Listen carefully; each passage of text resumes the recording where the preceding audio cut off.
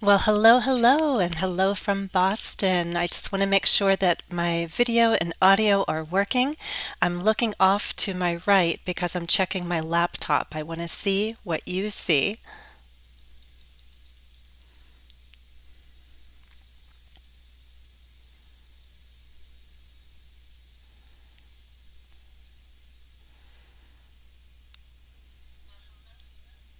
Good to see all these names scrolling by.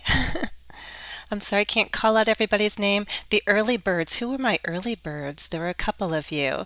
Joshua, Shaya, UKS, you were among the first people here. Then Khalud showed up, and Rekha, Camilo, Mohammed, Lieber, Ray, I see you guys. Trong, Tais, is it? Or Tays? Good to have you here. Salahaddin, God, I see you. Hello. Is it Renata, Hanata, and Aisha Foston? Hi there. Hi, Lena and Faustin, Renate, Lolly Lolly. Hello from France. Pyromaniac, what a fun username. No, I'm not going to delete the live stream. Why would I? Live streams are fun. I don't do them all that often, so I hope this one will stay public and everyone can enjoy a good ghost story just in time for Halloween. Okay, well, I'm seeing on my laptop that things look good and they sound good. Hey, someone joined us from Poland. Glad to have you here. Fong Thao from Vietnam. Well, thank you for staying up. It might be quite late for you.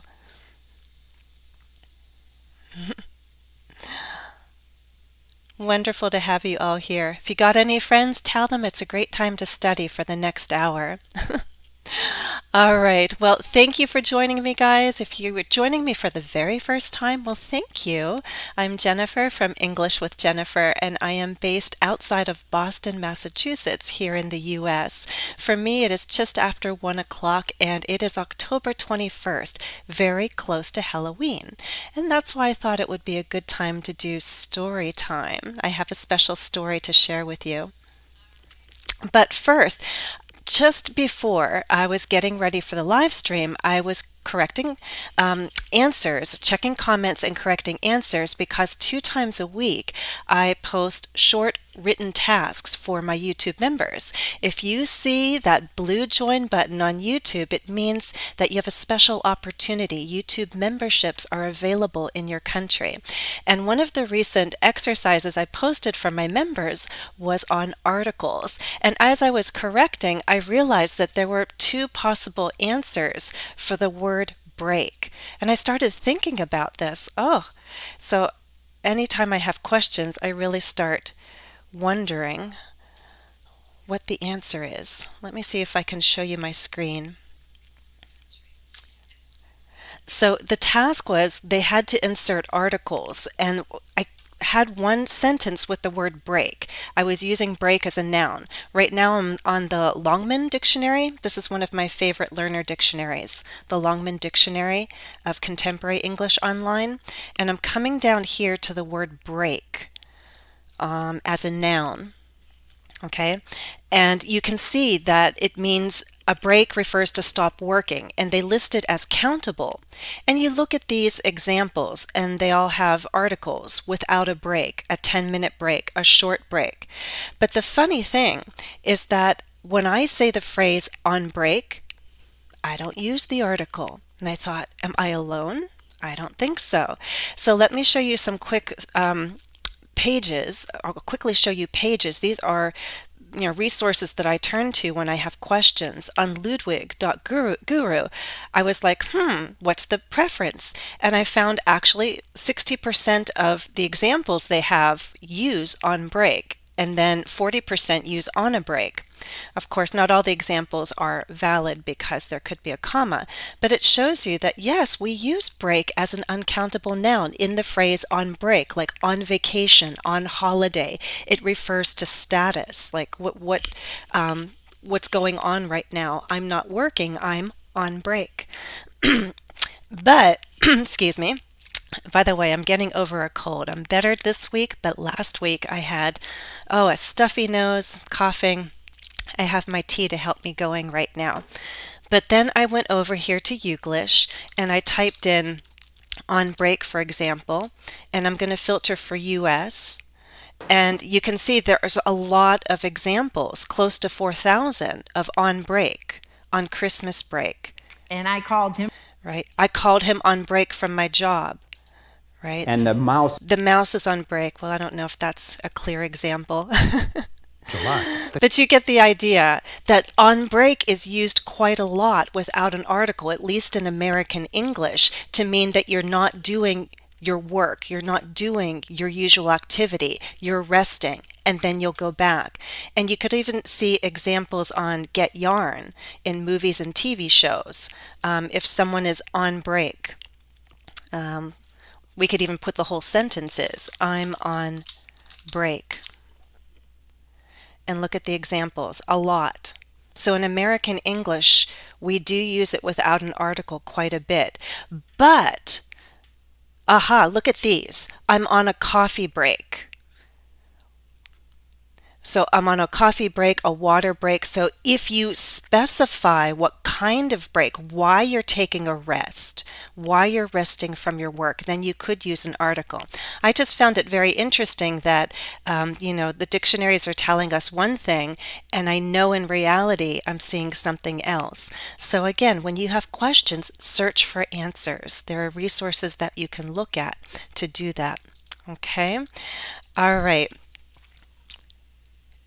Ray, I see they wanted to break. Oh, well, break with tradition. Now you're using break as a verb.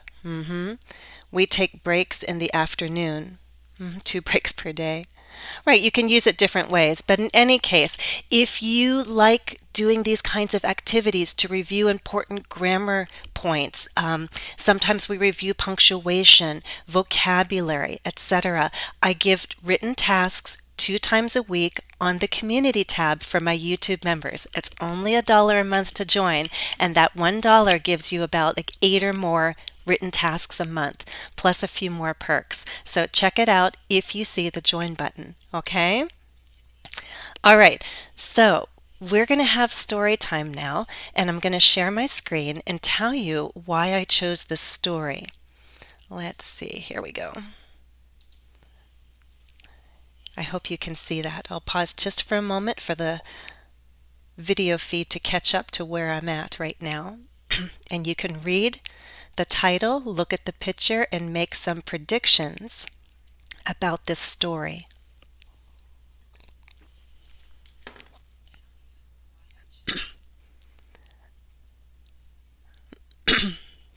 As I said, I'm I'm actually getting over a bad cold. Last week was worse. This week is much better. I'm still a little congested, sometimes coughing, but for the most part, I'm okay. Okay, The Legend of Sleepy Hollow. Legend is like a story. It's been around and it's something that people share and tell. And perhaps it's grown to proportions where, something that was possibly true became fantastical. We sort of exaggerate sometimes in legends. Courageous people become huge heroes, or people who make mistakes become terrible villains. But a legend is a story. And a hollow, you may know the word hollow as an adjective meaning empty, but hollow could also be a place, like a valley. Okay. So The Legend of Sleepy Hollow is a work of fiction. It's not real, and it came from the imagination of an American writer. His name is Washington Irving, and he published this in 1820.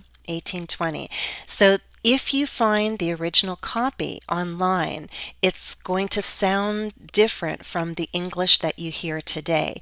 You can find the original on Project Gutenberg. It's a free website, gutenberg.org, and they have free copies of the work. You just click it, open it up, and enjoy.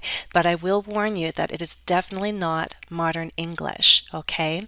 But it is free. You can access it and you can compare my version to the original. What I've been doing for the past couple of days is I reread the story and I wrote it in more accessible English, English that will be easier for us all to understand.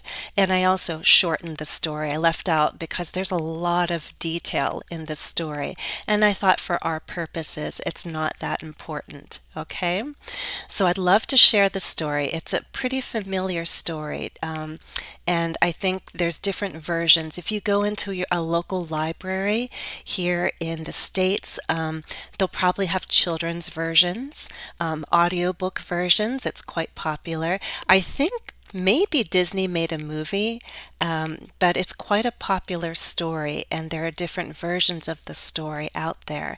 You might even be able to find other versions read aloud here on YouTube.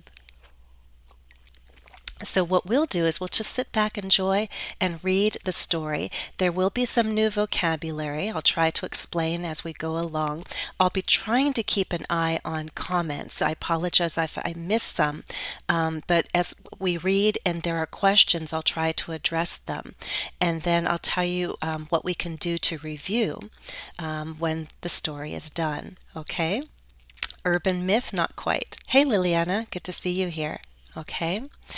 I love ghost stories, by the way. I don't know if it surprises you or not, but I don't know. There's something deliciously exciting about ghost stories. Maybe because I know they're not real. I don't really want to be scared, but scary stories, scary movies are exciting in some ways. I do not like violence. I do not like gore, Gore. Gore is like blood and all that. I don't like that. I like suspense. I like spooky sounds, and I like wondering what could that be. So for me, a good Halloween story is a good ghost story, something that sparks your imagination and you think about it, and maybe just maybe that evening, like tonight, as you're going to sleep and it's quiet in your home and you think about the story, it feels a little spooky. That's a good story. And it also depends on how you tell it. There are some people who are excellent storytellers. I'm probably not one of them, but I do enjoy reading stories aloud, and that's what I'd like to do for you. Of course, the recording will be here if you'd like to listen at a later time and enjoy the story once again. You can to improve your listening. If there's any particular part of the story that you like, you can use just a segment, a short piece, and use it for pronunciation practice. Okay? What is that a picture of? This is a horse, and there's the guy. He's the rider. And if you look, we do not see a head. We see a pumpkin. So that's kind of a clue. You can understand possibly what this legend is about. Okay. All right. Are you ready? The legend retold by me, English with Jennifer. Okay. But again, the author is Washington Irving. So thank you, Mr. Irving, for the story. I hope the text is big enough. I'll go a little bit bigger and hope that you can see. Let me scroll down just right there. Okay, ready? On the shore of the Hudson River, there was a small, quiet village called Sleepy Hollow. Dutch settlers had come to the area quite some time ago, and subsequent generations continued to live there. For whatever reason, Sleepy Hollow became the setting of many strange tales. People talked of haunted places in and around the village, and the locals believed they heard mysterious music and voices in the air. But from where? Here's a word. I'll just highlight them as we go along. Subsequent, right? The generations that followed. Haunted, right? Places that supposedly have ghosts around, spirits around. Haunted. One of the more popular legends was about a headless horseman. Perhaps it was the spirit of a soldier whose head had been shot off by a cannonball during the Revolutionary War. Residents of Sleepy Hollow claimed that he rode in the valley, along the roads, and near the churchyard. It was commonly thought that the ghost rode at night in search of his missing head. He always returned to the churchyard before sunset.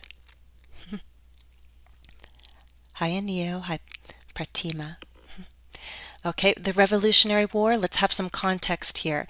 The U.S., our country, was born in 1776. We had to fight the British to win our independence. So the Revolutionary War led to the birth of the U.S. in 1776. So we're talking the 1700s, and there was fighting, and this guy who was fighting on the side of the British, his head supposedly was shot off by a cannonball, the ball that comes out of the cannon. Just a legend, or just a legend. What do you think?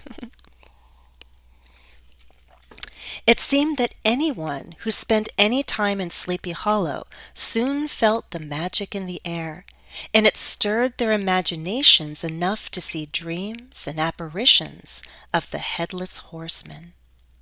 Right? Dreams, that's what you see at night. Apparitions are like visions. You think you might see something there in the distance. You're not asleep, but something appears. Do you see the similar words? Appear, apparitions. For a while, one young man lived and worked in this eerie place. His name was Ichabod Crane, and he was the schoolmaster. To look at him, you might think the wind could blow him away. He was tall and very thin. His long arms, thin nose, huge ears, and big feet did little to make him handsome. He ran his one-room schoolhouse very strictly. Okay. This is an old-fashioned word, a teacher, right? Schoolmaster, master of the school. So at that time, it was typical in a town or in a village for there to be only one school, a one-room classroom where all the students of all the ages would study, and there was one teacher who gave lessons to all. Okay. So picture Ichabod Crane. He's tall, thin, not too handsome. Though he disciplined his young pupils, he also tried to remain generally well-liked. He spent time with the older boys after school and sometimes walked the little ones home.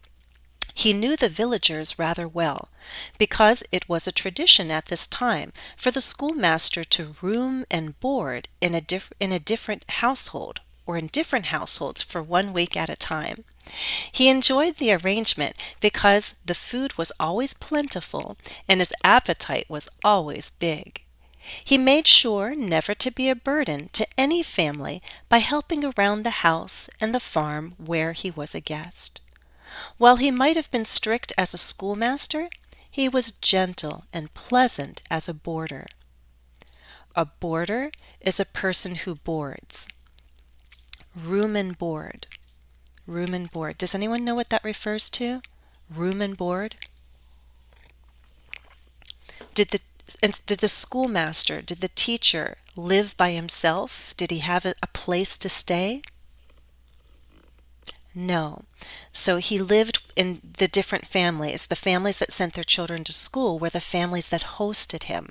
And he stayed there, and he got a room, and he got meals in exchange for teaching the children of Sleepy Hollow.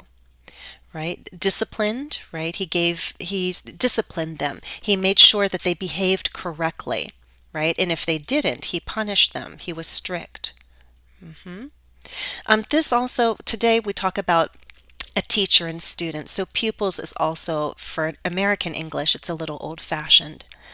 So actually I'm going to put these words in a different color.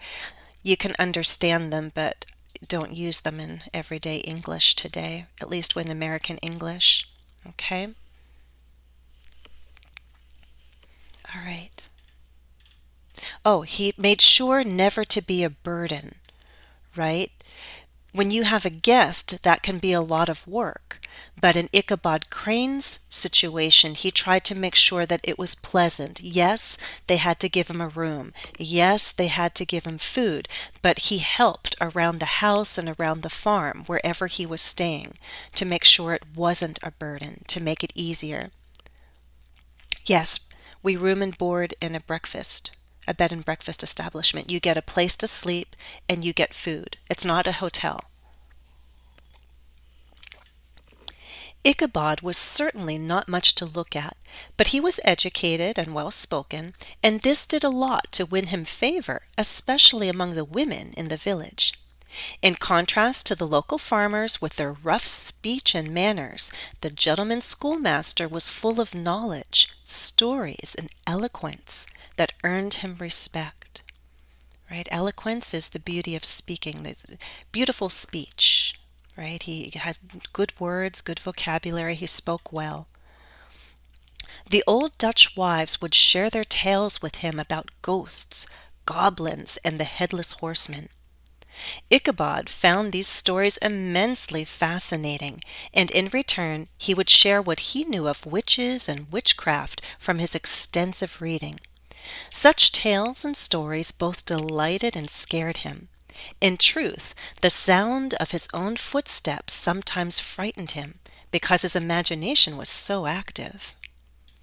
Ghosts, goblins like little monsters, little creatures. Immensely fascinating, very fascinating. Remember, I have a lesson on intensifiers, words like very, right? Terribly fascinating, really fascinating, immensely fascinating. Witchcraft, the practice of witchcraft, extensive reading, there's a very good word, a lot of reading. He read a lot, so his extensive reading. Yes, he did not wish to be burdensome. Of all the families he visited, he enjoyed spending time with the Van Tassels the most. The food was delicious, and their 18-year-old daughter was beautiful. Katrina Van Tassel was one of Ichabod's older pupils. He came once a week to instruct her in music. Katrina was lovely, and it was easy to be charmed by her, so it was no surprise that other young men in the village also took interest in her. The Van Tassels were a wealthy family, and this further prompted dreams of marriage in the heads of unmarried men. What's new here for you? I think you understand charmed by her, right? If she has charms, right, there's a lot that's very attractive. She's pretty, she's sweet, and people are attracted to her. They were charmed. Wealthy, prompted. This might be new for some of you. If dreams were prompted, they were it's like inspired, created. They made dreams happen. So people are thinking, oh, she's beautiful and she's rich. Oh, and so they immediately start thinking and dreaming about marrying Katrina. Wouldn't it be nice? So it pushed them to have this desire. It pushed them to have this desire. Okay. I'm looking over. If you have questions, feel free to ask. I'll keep checking the chat. Brom Van Brunt, known to all as Brom Bones, was Ichabod's main competition. His looks and character contrasted with Ichabod's in nearly every way. He was big and strong with broad shoulders. He had a fun, confident energy about him. Everyone in Sleepy Hollow knew that Brom Bones could ride a horse with great skill. He could also fight if he had to, but he was more likely to seek a good time, and his close friends looked up to him. They rode together, and on some nights they made quite a bit of noise with their excited yelling. These midnight rides occasionally woke up the villagers from their peaceful sleep, but they did not mind much, for they all saw Brom Bones in a positive light. They knew he was a bit wild, rather mischievous, but still basically good at heart. Okay. What could be new? This is a good collocation. Broad shoulders, like wide shoulders, by the way. Phrasal verb, look up to. I think you may know that, right? His friends looked up to him, they admired him. hmm What else might be new here for you? Mischievous. Some people say mischievous. You might hear that variation, but mischievous.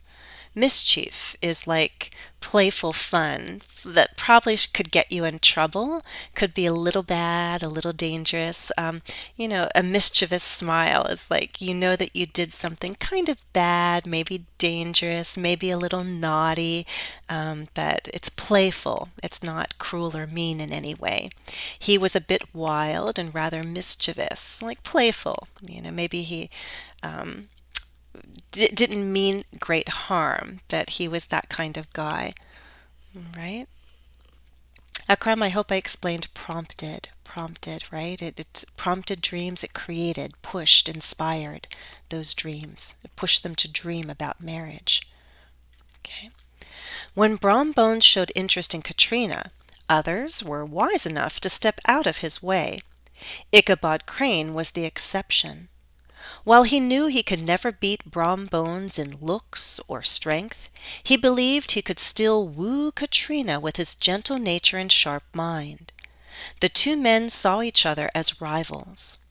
Brom began to play pranks on the schoolmaster, and especially looked for opportunities to make Ichabod look even more awkward in Katrina's presence.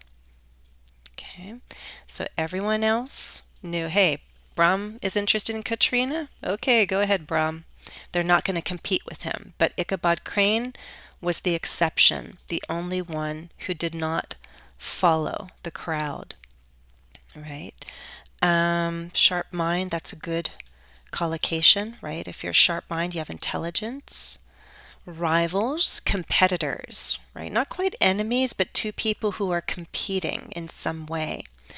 And we know that Brom Bones was mischievous. He liked to be sort of playful, so he played pranks. A prank is a joke, and it's usually at someone else's expense.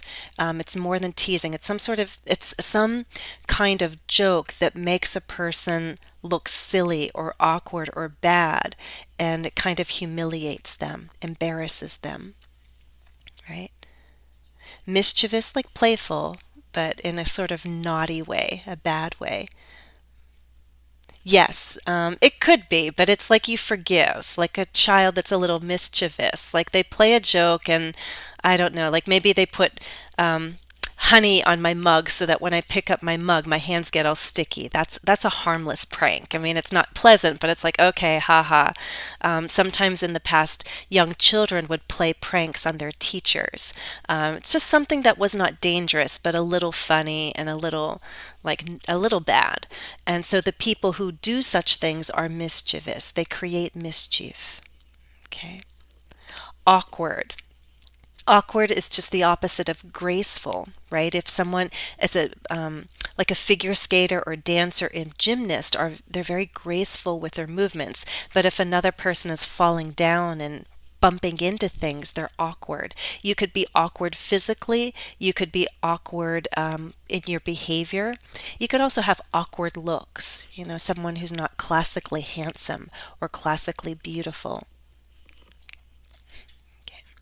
Neither man was willing to step aside and let the other gain Katrina's affections. So when the Van Tassels held a party one evening, both men attended. Another phrasal verb, step aside. Do you get that?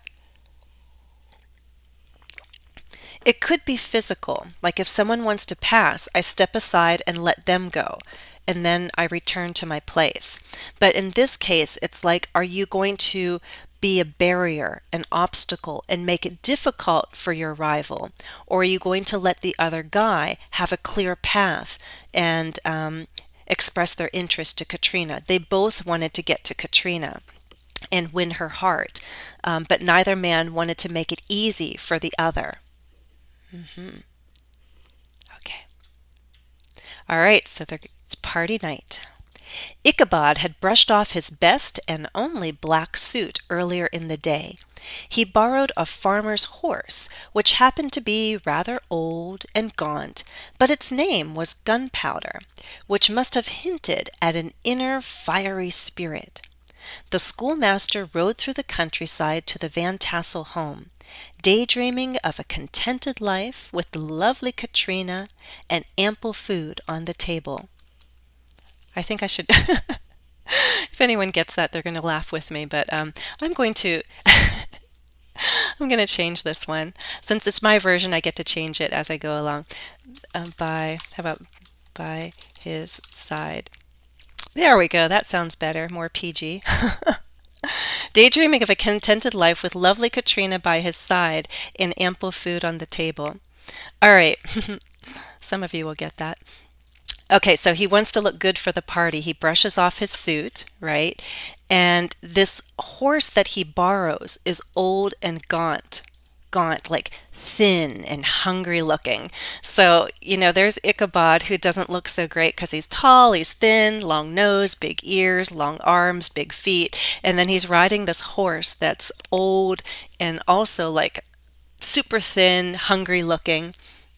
But the horse's name is Gunpowder, the kind of powder that helps you shoot a gun. So maybe that hints at an inner fiery spirit. Fiery is the adjective of fire, right? If you have a fiery spirit, you have energy. There's maybe you can do something fast and quick and excitedly. Maybe there's some anger there too, a fiery spirit.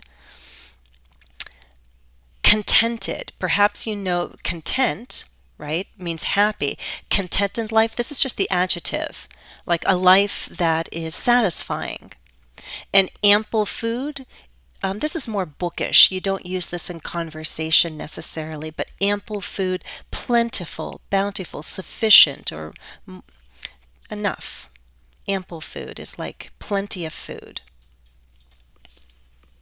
Ample food, enough food. So, here's this skinny school teacher and he has a big appetite. So he sees Katrina. She's lovely and beautiful. So he wants the girl, but he also loves food. So he wants the food and he's thinking, well, wealthy family, lots of food. This is what I want. I want the beautiful wife. I want the money. I want the food. And so he's daydreaming about this wonderful life with Katrina Van Tassel. Okay, Brom Bones also showed up on horseback, and he definitely looked much more dashing and impressive on Daredevil, his glossy black horse. Though he was usually one to catch a lady's eye, it was Ichabod who danced gracefully with Katrina at the party.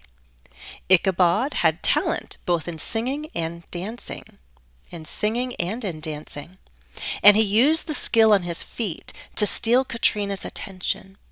Brom Bones looked on with jealousy. Right? If you ride a horse, you're on horseback. That's a good collocation. On horseback. Dashing, like handsome, in like an attractive, exciting way. Dashing. So if Ichabod is riding old Gunpowder, Brom Bones is on Daredevil, a glossy black horse. Glossy, shiny. His horse is beautiful and strong, and just like Brom Bones.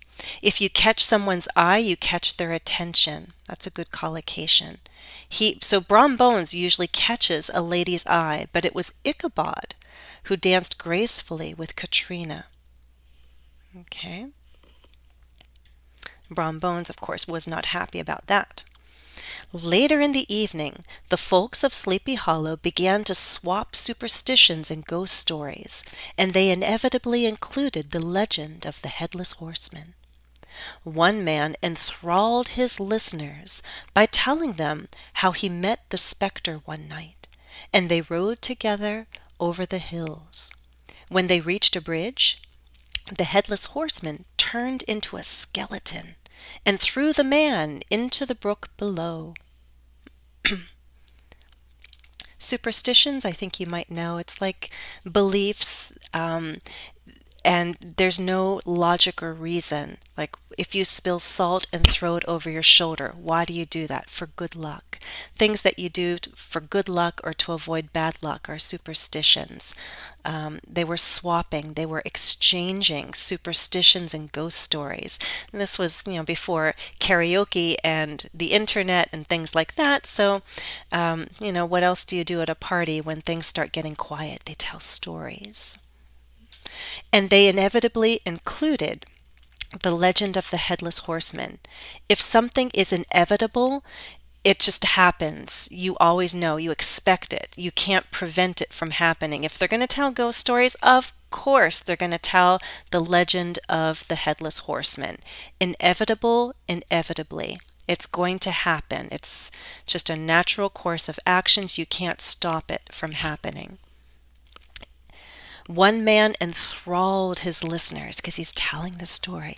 And if he's telling the story that's really exciting and people want to hear, he's enthralling his listeners, right? He's enchanting them. It's like magical. He has their interest. So he's captivating them. He's capturing their interest and entertaining them in an exciting way, right? Enthralled. You're learning all kinds of words for ghost. Ghost, spirit, specter, it's all the same thing. Ghost is the most common word. Specter is what you might read in a book, in a story like this. The horseman turned into a skeleton like all bones and threw the man into the brook below. If you're going over a bridge, chances are there is some form of water under the bridge. A brook is like a little stream, a creek. So a brook is water. If a river is large, then brooks and streams are smaller. Yes, they told stories. Okay, so that was the end of the party. But it's not quite done yet. They're still telling stories and ghost stories. Brom Bones then took center stage with a tale of his own. He said he had once met the ghost alone at night and challenged him to a race. Daredevil proved to be faster, and Brom could have won, but as they approached the church bridge, the ghost vanished. There had been a flash of fire, and then nothing. Ooh. If he took center stage, it's just an expression. He wanted to be the center of attention. So he started telling a story of his own, right? He wanted to race with the Headless Horseman, and his horse, Daredevil, was very fast, faster than the horse of the Headless Horseman. Vanished, I hope you know this one. This is a good word to know. If something vanishes, it just disappears quickly. Right? There had been a flash of fire, and then the Headless Horseman was gone. He vanished. He disappeared quickly. Okay. When the partygoers began to leave, Ichabod decided to speak privately to Katrina. No one knows what he said or how she responded, but he left looking quite upset and disappointed. As much as the ride there had been pleasant and hopeful, the long ride back home was dismal. As the night grew darker, Ichabod's memory called forth every eerie story he had heard from the villagers. Though proud and confident at the party, Ichabod was now lonely and scared. The clouds hid the stars, and the poor man had to ride through the haunted places with an imagination too active to control. If you go to a party, you're a partygoers. Okay, so we had a little private chat with Katrina. We can imagine what he was asking. We can imagine what she said. We don't know, but we can imagine. Wasn't too happy. He was going to the party all happy and hopeful, but the ride home was dismal. You can understand the contrast. Dismal, sad, terrible, lonely. Dismal is a negative word. It's like a dismal day is like sad and gloomy. Something bad has happened. Dismal, dismal. A dismal day, dismal weather, dismal. Dismal is an adjective, dismay is the noun. As the night grew darker, Ichabod's memory called forth. It just recalled. This is just a fancy way of saying he remembered. He remembered every eerie story. Eerie, spooky, scary. They're all the same. Eerie just means a little scary, but sort of in maybe in an exciting way. Eerie story. Lonely and scared.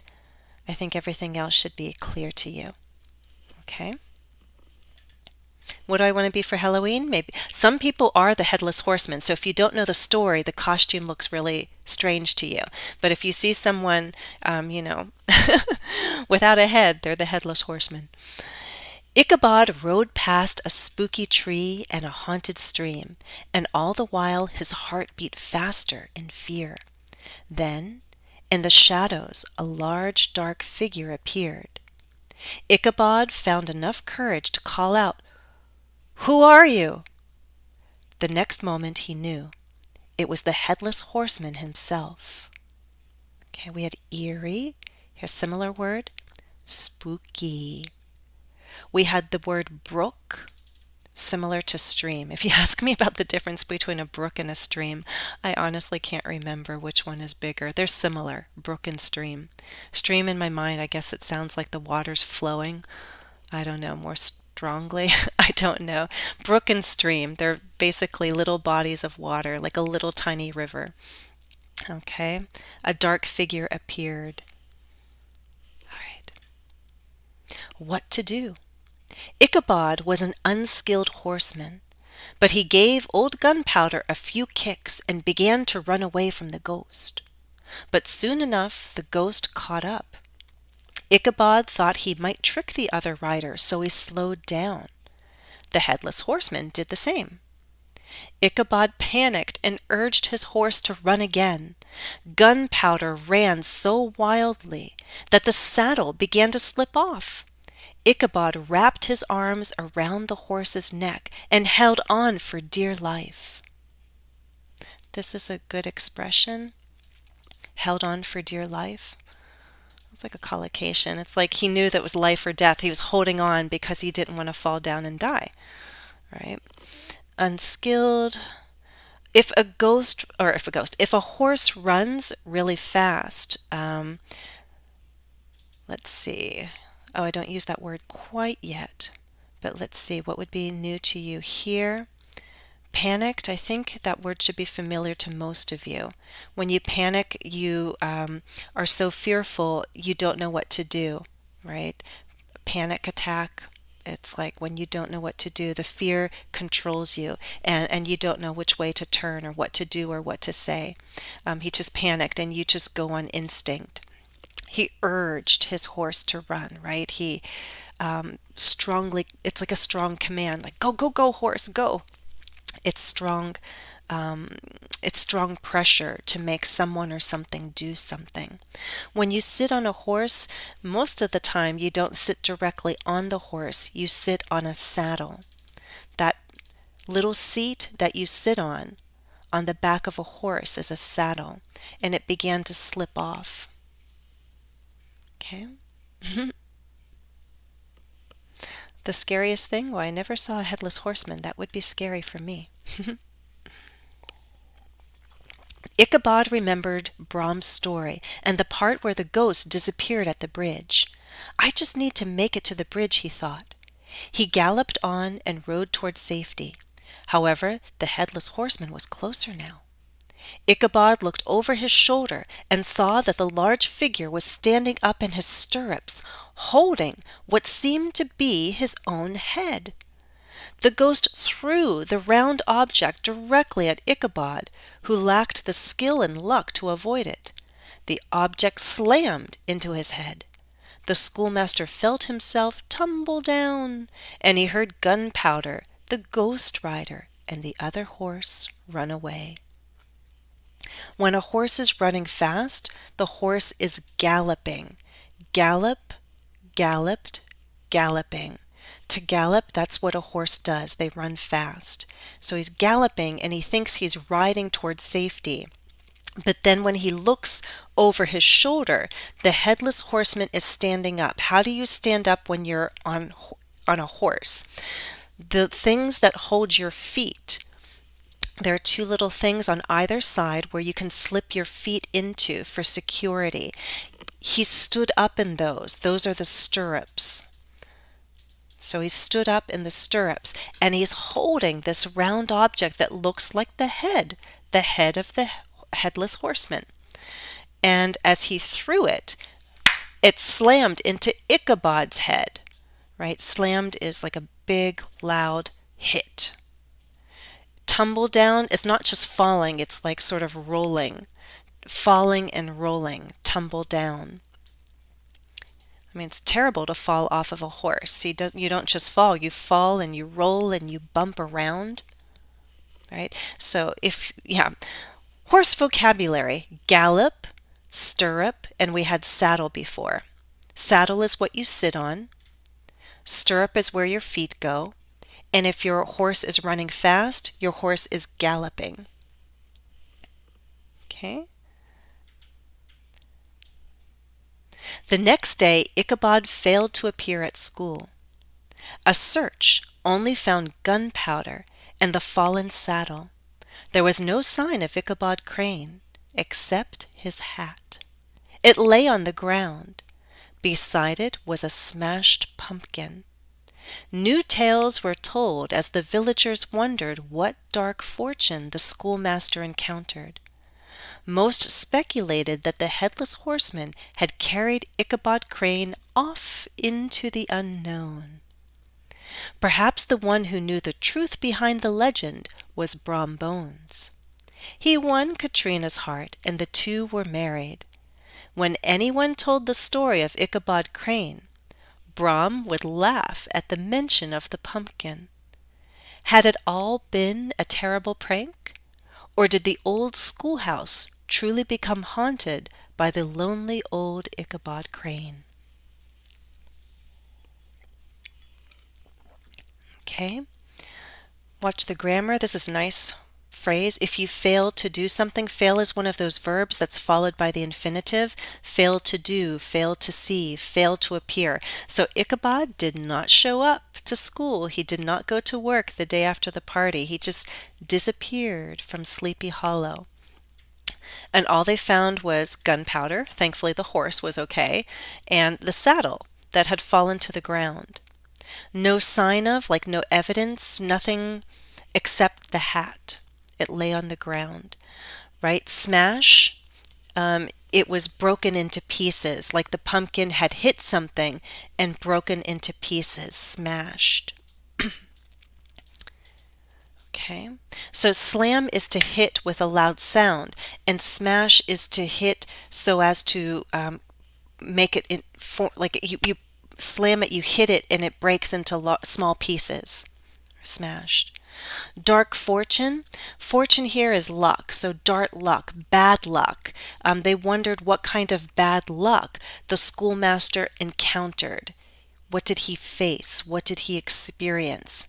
So they came up with new tales and new stories of Ichabod Crane, what had happened. And most speculated. They guessed.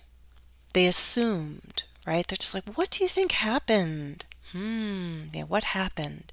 Maybe this, maybe that, maybe the headless horseman took him. Most speculated, most believed, and assumed that the headless horseman carried Ichabod Crane off into the unknown. But we don't know. Maybe Brom Bones was behind it all. We know that Brom Bones was mischievous, right? He was kind of playful. He played pranks. So is it possible that this was all a joke created by Brom Bones to get rid of Ichabod Crane? Perhaps, right? So why would Brom Bones laugh every time he hears the story unless he knew some sort of secret, right? So possibly it was just a terrible joke that Brom Bones came up with. We're not sure. Or maybe it's real, right? That's the final line of the story. Maybe because according to some, the schoolhouse After Ichabod Crane left, it wasn't used. They created a new schoolhouse, got a new teacher, and the old schoolhouse became haunted. And some people, when passing the old schoolhouse, would say they heard sounds and singing again and voices. I'm not sure. So Sleepy Hollow was full of old and new tales about the Headless Horseman. Okay? All right, so I'm going to scroll back and you're going to see the words that we highlighted. Some were new, some old, but they're all useful. At the very least, I want you to understand them. Some are worth using, some are worth just understanding. If you really have no need to talk about horses, you don't need to talk about galloping. But speculate, that's a good word. If you speculate, you're sort of guessing and proposing an idea. Okay, held on for dear life, right? This is a collocation. Urge someone to do something. Urge a horse to do something. I can urge you to review, urge you to study. It's stronger than suggest, right? But not quite commanding, just really pushing you to do it. We had two words about water, stream and brook, right? Very similar, very similar. Okay, spooky and eerie are just sort of scary. These are words we actually like to use around Halloween time. We like spooky decorations and eerie music. On Halloween, we like the atmosphere to be a little spooky because it's just part of the fun. People putting on costumes and trying to look scary without making it look too real. Dismal, vanished. These are all good words. We learned a few different words for ghost, specter, and spirit. Those are more bookish, more literary. In everyday English, you'll use ghost. Okay? If you're on a horse, you're on horseback. Enthralled, inevitably. Those are two other words we talked about. The adjective of fire is fiery. If content is a verb, like content someone. Contented is an adjective. Actually, content. She's content. Content can also be an adjective, but if you only use, this is interesting, look, content as an adjective is used after a linking verb, like she was content. But if I'm going before a noun, I have to use contented, a contented life. So there are two adjectives. Ample means enough. Play pranks, rivals. This is good. You'll hear and see this in the context of sports or business. When there are two competitors, there are two rivals. A nice word to learn from the story is mischievous, right? Brom Bones was mischievous, kind of playful in a naughty way. But still, people generally liked him. His friends looked up to him and admired him. Okay. Claudia, good to see you. Hamid, too. See you guys there. Prompted his dreams. If I prompt you, if something prompts you, it sort of pushes you, triggers, perhaps, prompts. Sometimes when I want students to write for me, to write an essay or a story, I might give them the first sentence and ask them to continue. That first sentence is a prompt. I'm prompting them to write. So it's kind of like a push, a little bit of help. You don't need, well, for Halloween, you can learn this word, but you're not going to say it every day. Goblins are like little monsters, ghosts and goblins. Those two words often go together, especially at Halloween time. If you read a lot, then you've read extensively. Extensive, extended, a lot. Eloquence is something we all want to possess, right? The beautiful speech. Okay. There are quite a number of words here. And here is my invitation. Going back. How can I help you review? Well, two ways. One, everybody has the recording. You can watch the recording again. If you post questions, I'll do my best to answer in the comments. but for people who are YouTube members, I'll probably put together a vocabulary quiz for you, a bonus. You guys have already had two exercises this week, but I'll give you a bonus one, a vocabulary quiz on the community tab. If you're a member, remember to click on the community tab and you'll see member only posts. It's only $1 to join and you get two tasks a week. And on special occasions like this, you might even get three. If you're a Patreon member, I'll give you more. I'm going to give you a copy of the story, my version, because it's more accessible. And then I think I'll quiz you guys, test your comprehension. I'll create a listening quiz. So if you're a Patreon member, just go to the regular posts, and in the next 24 hours, I'll come up with a comprehension quiz for you. Okay? Some people are so wonderful and they love to study so much with me that they're actually members on YouTube and Patreon. Thank you. Thank you for those who are members on both platforms. I am very happy to have members on both platforms, and I look forward to creating materials for both groups. But there are people who belong to both. So again, YouTube memberships give you written tasks. You check out the activities, post your answers, I correct them, and you get practice that way. It's regular practice 2 times a week, written exercises only. On Patreon, I can do a whole lot more. We have group lessons on Zoom. We have exclusive live streams once a month for Q&A. I create bonus listening quizzes and movie reviews, exclusive videos. So there's a lot that the members gain access to. So please consider both, okay? I'm going to check out the comments to see if there's anything that I've missed. And for now, we're going to switch back to our big screen. And I'll see if there are questions or comments that I missed earlier. Ghostly going on. What costume did you first choose? Oh my gosh, I can't remember. I think common costumes for little children, ghosts, witches. I was a witch several times in my youth. I just thought it was funny. I'd put on a black pointy hat, and I think one year I wore a mask. The other year I just painted my face green. But as I got older, I chose different characters. Not all Halloween costumes are scary. A lot of them can be silly or playful. I had a lot of fun creating costumes for my children when they were younger. When my daughter was still in a stroller, I turned her stroller into a fire truck, and she wore a firefighter costume, the hat, the coat, and we pushed the stroller, and she looked like she was in her fire truck. Anyone who has seen the animated movie Wall-E. My son was Wall-E one year, so I got a big yellow box and I put big eyes on his head, and he walked around as Wall-E, the robot. That was funny. Another year, my kids were funny. We did so much with boxes, because boxes you can get for free. You just have to paint them and decorate them. One year, my daughter was an Amazon package. I told her to choose something fun and something that makes her happy. And she likes packages from Amazon, so she was an Amazon package. My son was an iPhone when iPhones had just come out, so he walked around as an iPhone. He was also R2-D2 and Chewbacca. My daughter was Yoda once. The funniest one that my son got comments on, together we made a costume and he was a toilet. We were inspired. We'd seen someone else do it a year before.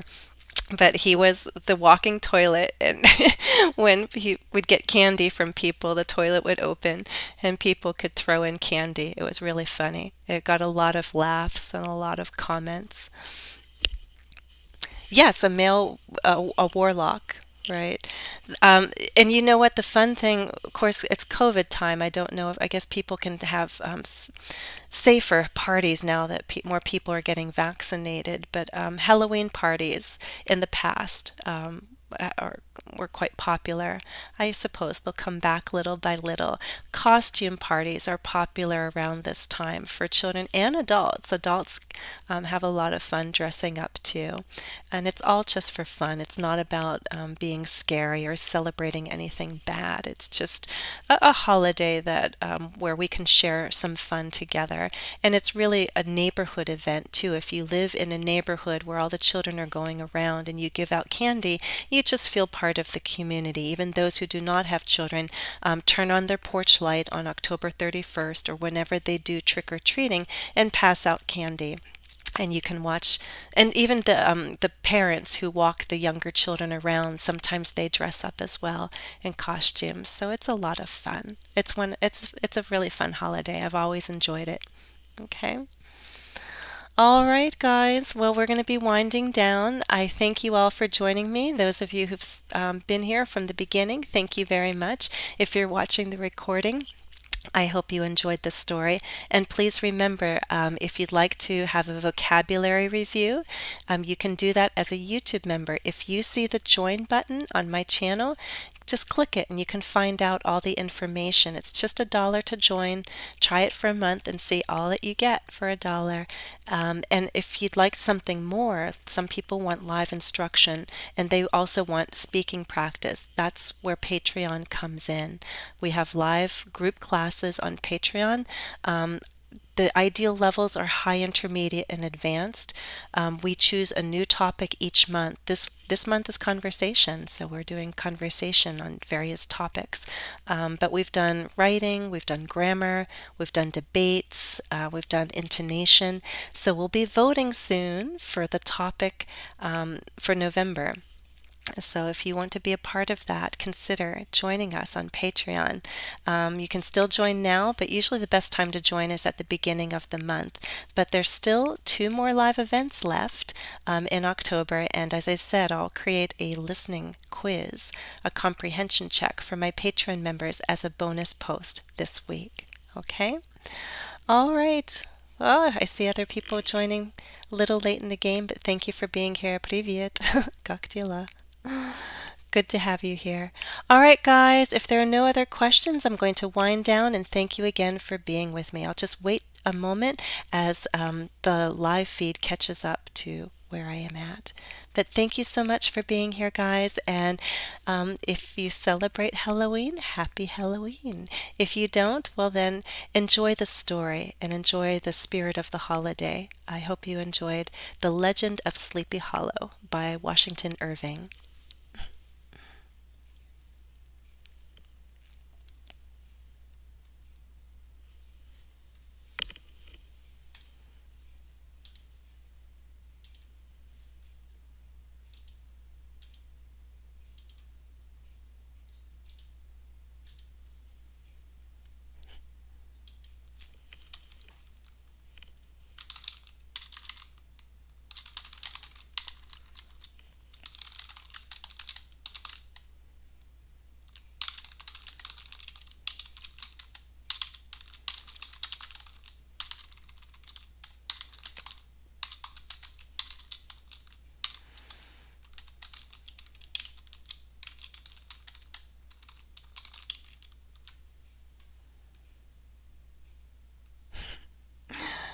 Ксения нет.